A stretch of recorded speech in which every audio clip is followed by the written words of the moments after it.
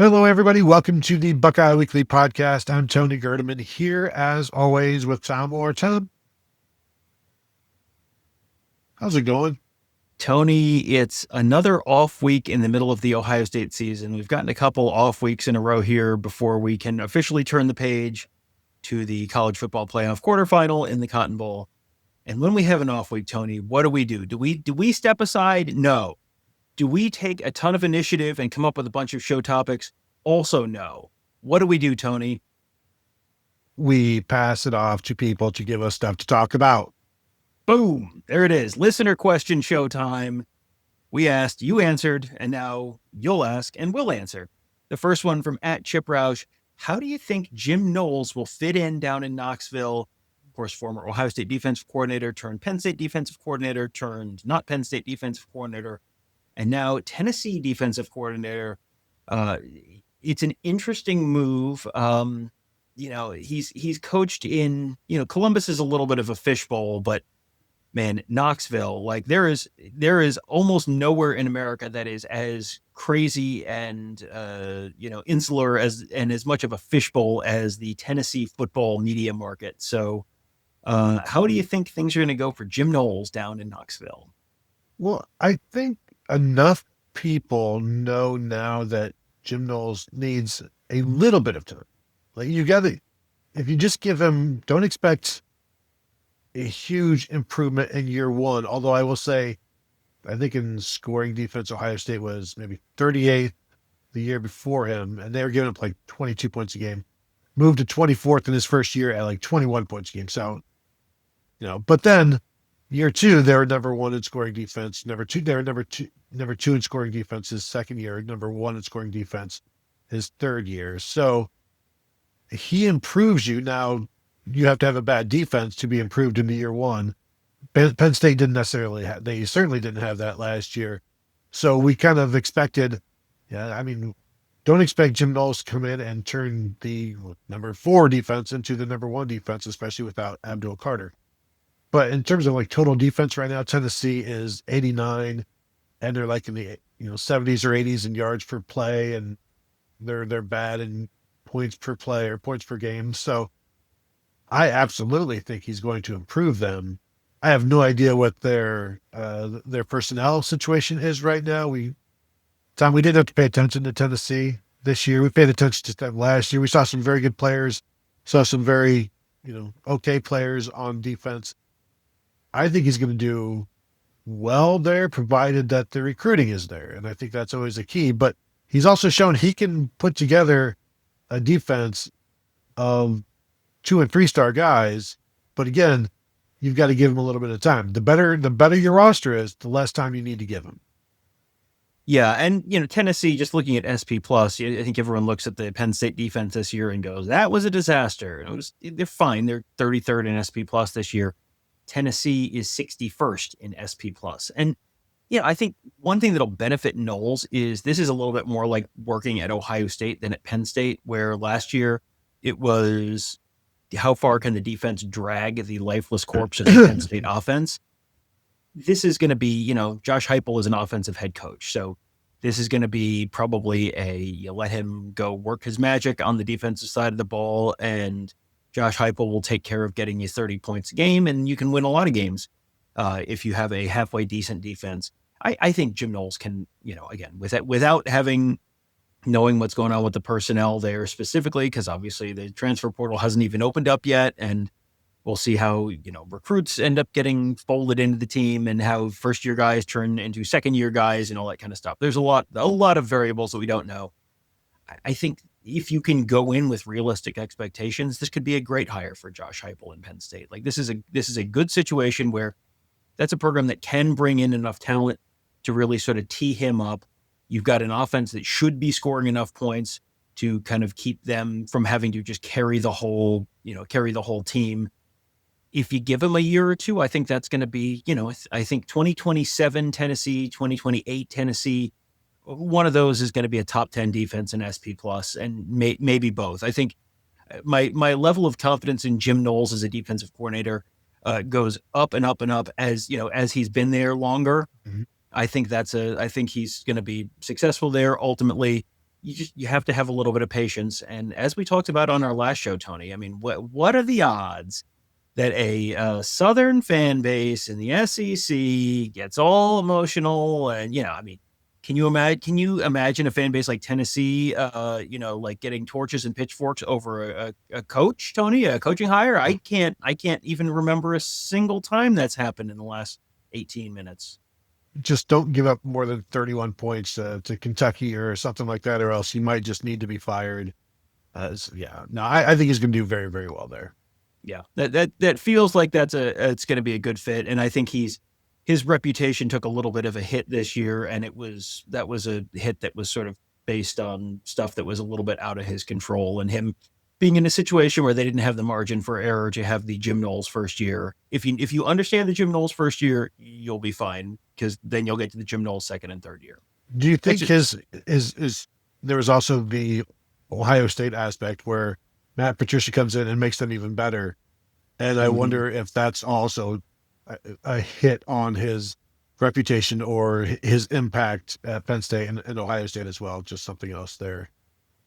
Yeah, that's certainly. I mean, if Ohio State had gone off a cliff defensively, especially with losing all the talent they had, it would have been sort of understandable. The fact that they lost 8 starters off last year's defense and then got better this year, that was pretty remarkable. That will be, I think, a difficult thing for them to duplicate again next year. But yeah, it certainly didn't help the, that's an easy juxtaposition for people to do. Well, you came here and we got worse, and you left there and they got better. And that, that's a very easy narrative to sort of stitch together there. Next one from @Terminator13. Why did no one ask Sane about quarterback sneaks, like how he and the offense can prepare for them, if it's something he's comfortable doing, how he thinks he can improve doing them? Would he prefer a full-on tush-push? Seems strange that it wasn't asked about after a couple of failed attempts. After the Big Ten championship game, Ryan Day and Julian Sane were the two people at the podium, and Ryan Day was asked about the sneaks, and he turned to Julian and said, "How many have we not gotten this year?" And Julian said 2. And when you look at his 4th down rushes this year for Julian Sane, I'm going to assume they were all sneaks. He ran the ball 5 times, picked up 4 yards, picked up 3 first downs on those 4th downs. So we're going to assume Michigan, right? The 4th down failure there, and then the 4th down failure against Indiana are your 2. Also on his 3rd down runs, 3rd down and 1 to go, 1 to 3 yards to go, he ran 5 times. I don't know how many of those are sneaks. Certainly a few. He was 4 or 5 on those. So assume he got all of his 3rd down. Say there's 2 sneaks. They were good up until the Michigan and the Indiana games on the sneaks. So I don't think there's a problem going into this after the Michigan game when they were both slips, right? Like both times Julian Sane basically slipped, and so this is an issue where if you slip, it doesn't matter if you're getting pushed. In terms of asking, I guess there's no downside to asking him about it other than like he's going to say, "I'm good with whatever. I don't have any preference." He's not going to say, "I prefer to be pushed rather than just sneak." These aren't, he is very much not a robot in terms of his answers, but he's not going to give you more than he wants to give you. And he's certainly not going to give, his full thoughts. And I don't know that he has necessarily full thoughts on preferences of this. I don't know that any quarterback wants to be pushed into all of that. In terms of how he thinks he can improve doing them, just don't slip. I think that's the key there. Keep your feet. But he didn't seem to have any concerns in terms of the sneaks. They did it very well over the course of the season. We've seen them where they would get 3 or 4 yards on a sneak, like 3rd down in the middle of the field when there's room to be gotten. They could do that. So, I don't think they're going to go away from it. And now, could they do the Knowles thing instead? Perhaps, but I don't see them scrapping the sneak altogether. No, because that feels like that's one of the surest ways to get what you're looking for there. And so, yeah, I think that, the sneak itself is going to stay in there. The one against Indiana, it certainly looked like he was going to have it if his knee hadn't hit the ground. It was not like he got tackled and his knee hit the ground. He just slipped. So that's one where I think you just sort of, shake your fist at the sky and chalk it up to the general bloody mindedness of the universe. And rather than like, here was a strategic failing, like it was there, the push was there. He would have gotten it had he not had his knee hit the ground, but it did. So yeah, I don't know that that's this is a little bit of a process versus outcome conversation where the process was fine. The yard to gain was there. It just, the way it played out didn't lead to that. So I don't think that's necessarily a bad process. So I don't know that you're necessarily going to, change things around. Because as soon as you put Lincoln Kienholz in the game and you do that, everyone in the world knows that that's what you're going to do. So, and then if you don't do that, then you're taking your best passer off the field and you're putting a different thrower on the field to throw the ball. And yeah, is that in your best interest? Not necessarily. So, believe me, the first time the Lincoln Kienholz thing doesn't work in the college football playoff, everyone's going to be saying, why didn't you just put Julian Sane in there and push him? So that my guess would be they will kind of stick with that and just, work it and rep it and get everyone comfortable with exactly the footwork necessary. And then you hope they don't slip. That all being said, I don't think they're all that great at it. And they could get better, but it's just, you've got a couple of glaring misses. That's all. Yep. Next one from Matt Old Pete, 1926. How good would Indiana be if they had a middle of the pack quarterback instead of Fernando Mendoza? Tony, is this answer as simple as, did you watch Indiana last year? It feels like that might be the answer there. No, that's exactly what I thought. I was just like, well, you saw him make the playoffs with Curtis Rourke. Now, what did they do against Ohio State? What did they do against Notre Dame? There's your answer, Fishball, in terms of that's what it would be like. The defense, the receivers, the skill players, like this is a very, very good team. Fernando Mendoza takes them to another level. Can he get them over the top? I don't know about that, but we've said it all year long that he is a substantial upgrade against your guy, Curtis Rourke. No offense to Curtis Rourke. It's just the years at Ohio University did not treat him kindly. They wore him down, bones and ligaments, and certainly not the studies and all of that. I mean, I think we all know that about Ohio University, but there's a lot of wear and tear on him. And I think it caught up to him a little bit at Indiana, and certainly caught up to him against Ohio State and Notre Dame. But he was a very middle of the pack and okay. He's better than middle of the pack in the Big Ten, but like nationally, he's a guy that can get you places. He's not the guy that can get you out of places. Yeah, I think you could he's a little better than average. So this is a little bit of a better quarterback than the question is asking about. But also this year's Indiana defense is a little better than last year's Indiana defense. So you could probably sort of adjust that a little bit. And the defense is a little better, but the quarterback's a little worse. And you're basically getting that. So yeah, I think Fernando Mendoza was probably the difference between a 11-1 regular season and being 13-0 and winning the Big Ten. And we'll see how that goes for them in the playoffs. I think they are good enough to win the national championship. I think it's going to be a real challenge, and I would not bet on them to sequentially beat the teams that they're looking at beating. I think they can certainly win a game, and then but their half of the bracket is challenging. They have some tough teams on the other side of the bracket. I would not, really the first game. I think they've got a pretty good chance to win, but Texas Tech and Oregon are both going to be very difficult challenges for them. Texas Tech in particular, I think Texas Tech and Indiana might play the first ever like 1 to -4 game. Like that's going to be an absolute rock fight. But Indiana is good enough to Indiana is good enough to beat any individual team in the college football playoff this year, which I don't think you could say last year. And I think a lot of that is Fernando Mendoza. Well, and let's look at this year's schedule. If it was Curtis Rourke, are they beating Iowa? Are they beating Oregon? Are they getting that win over Penn State? How many of those three? Now, granted, Fernando Mendoza threw a late pick in maybe each of those, but is Curtis Rourke enough to win 2 of those, 3 of those? And if they are 10-2 and they lose in the Big Ten championship game to Ohio State, they probably wouldn't have been in there because Oregon would have been in there. So they still make the playoffs at 10-2.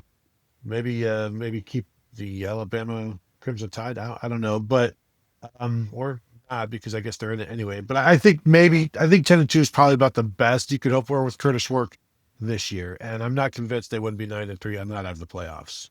Yeah, definitely a much harder schedule this year, and they ended up with a better result with a much harder schedule. So that I think is a lot of your answer there. Last one, and I need to remember which tab this is in. This one's from at Lyle Lanley _Railco. It is an incredible, incredible handle. Is it bad news for Michigan that Pablo Torre is now potentially showing interest in the Blake Corum LLC? Tony, feels to me like the answer is not great, not what you're really looking for. No, certainly not. This is not something that Michigan wants to see. And Pablo Torre, there are a lot of people that don't know him. I don't really follow him that much, but he's been showing up in the news a lot because of all of the things that he's digging up on with the Clippers and various things once he gets on the stand. But he's basically an ESPN panelist who also has his own podcast called Pablo Torre Finds Out. And that's what he does. He investigates stuff and he finds out stuff. And so on Saturday or Sunday, Justin Spiro, who does all of these, he's a Michigan State fan who keeps digging into the Michigan stuff and says he has all of this Michigan stuff, and mentioned something about the Blake Corum LLC that everybody knows about, but nobody, kind of gone away.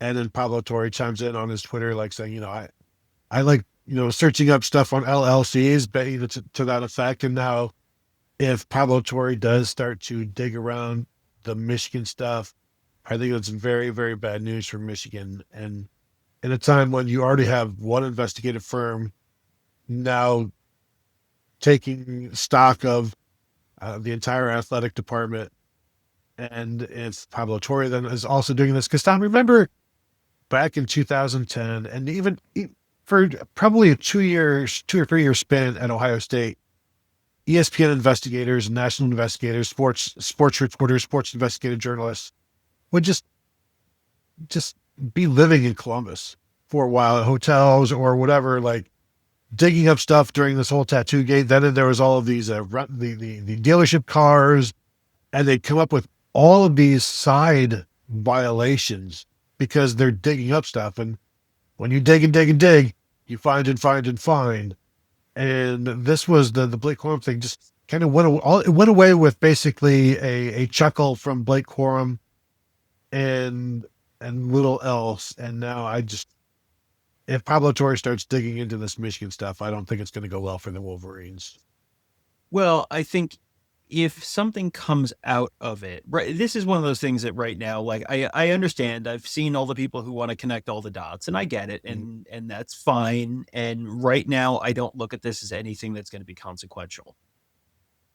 Pablo Torre coming in is kind of the old equivalent of Mike Wallace showing up on your doorstep of your business. Like, I don't know what this is about, but I bet it's not good. Like, this is, if there is something to be found, he is the kind of person who will find it. And, I know there is an internal investigation going on there right now. I'm going to phrase this very carefully, Tony. I have a great deal of confidence that if something is to come out publicly, it is much more likely to come out publicly from the Pablo Torre investigation than from the internal Michigan investigation. That feels probably safe to say. This is not like, oh man, get your emergency podcast alarm set up and we're going to be on standby. Like, we're not talking about that, but it's just kind of, if Pablo Torre expresses an interest in you in a professional manner, like, that is generally not a great thing and has not turned out great for people. Cause generally there's a little bit of a basis for him to start getting interested in these things.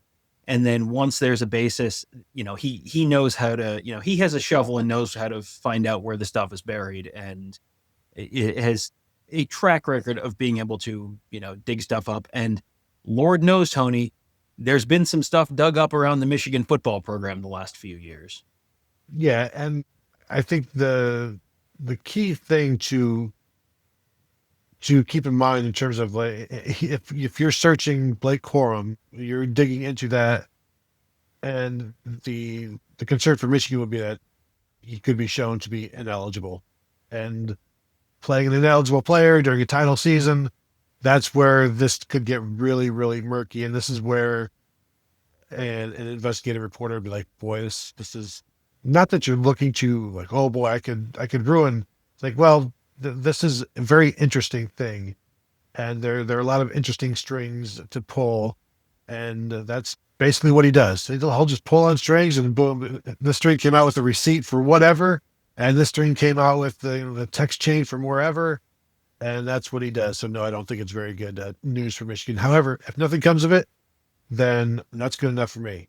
Basically, if he looks into it and there's like, oh, there's no there, works for me. And not that I need a pound of flesh or anything, but it is this kind of, whatever happened to that, and if nothing comes of it from him looking at it, that works for me. That's all. Yep. Good. All right. Then that will do it for this episode. If you want to hit the thumbs up, we'd appreciate that. Subscribe to the channel if you've not yet done so. Hit the bell to be notified. We've got a couple more listener questions episodes that we will drop this week as we patiently await the playoff game between Miami and Texas A&M to find out who Ohio State will be playing. And then, of course, you guys know we will be covering that game in heavy rotation as we always do for the Buckeyes. So you can continue to find us at BuckeyeHuddle.com. Sign up, say hello to us there on the Buckeye Huddle message board presented by Jeff Ruby's Columbus. So that will do it for here. Thank you all for tuning in, and we will talk to you all later.